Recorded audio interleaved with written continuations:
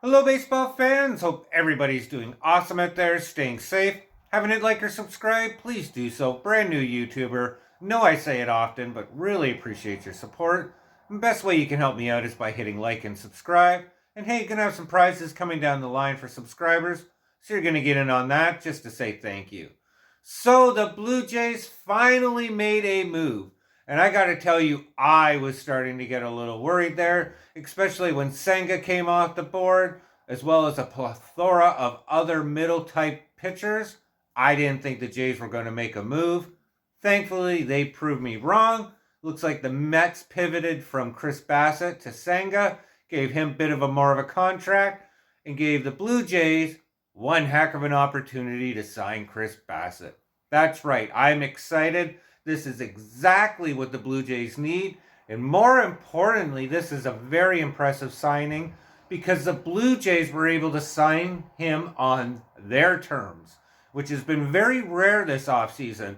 Most of the contracts, I'd say at least 90%, have been signed on the players' terms. Look at Aaron Judge's contracts, the absurd Xander Bogaerts contracts. So if you can scoop up somebody like Chris Bassitt for 63 mil, you are doing great. And I'm going to tell you why not only do I like this contract and this signing, I, in fact, love it. What do we get with Chris Bassitt? Well, if we look at his numbers, he actually had 15 wins, most out of the Mets last season. He had a respectable ERA at 3.42, just under his average of 3.45, 167-ish strikeouts, and just over 180 innings pitched. This guy was durable. He had command.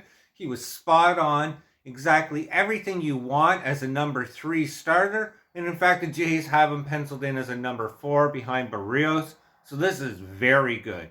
He's durable. And I know a lot of people say he's 35. But one thing that people sometimes forget about Chris Bassitt as you do a little bit more digging is he actually didn't get his major league starts till a little bit later in his 20s. He's only been pro for about 8 years.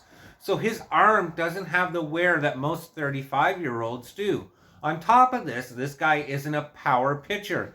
He can get his fastball around 92, 93, but he is a contact pitcher. He pitches a lot like Hyun-Jin Ryu did for the Blue Jays. And this is great because the Jays have Matt Chapman to play the hot defense on the corner, to handle those ground balls and those fly balls. Well, you got Kevin Kiermaier now in the outfield. So the Jays can actually handle this type of pitcher defensively. So it's a solid fit not only for Chris Bassitt, but for the Blue Jays as well.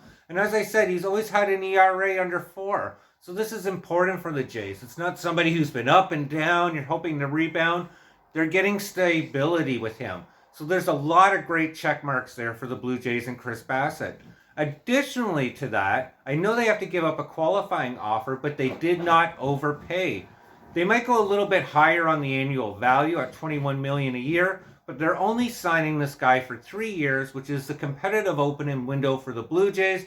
As I said, after 2025, we don't know what the Blue Jays team is going to look like, but certainly these seasons 23, 24, 25, where we have Chris Bassitt and this young, exciting team in place with people like George Springer, this is the time to strike it hot. And by signing Chris Bassitt, the Blue Jays did just that. And additionally, by only signing him for 3 years, it gives the Jays the flexibility, unlike a Carlos Rodon 7-year signing, to really work out those extensions with players like Vlad or Bo Bichette, Alek Manoah, Alejandro Kirk. I mean, there's a long list there. So only having Chris Bassitt to 3 years gives them that financial flexibility to sign these players to long term. It's a win-win-win for the Blue Jays. I'm very excited to see what they can do. And as I said, Chris Bassitt's going to be awesome. Great job, Ross Atkins, Mark Shapiro. Let me know what you think in the comments below. Always appreciate to hear what you have to say. Hit like and subscribe if you haven't already, and we'll ramble on soon. Take care, guys.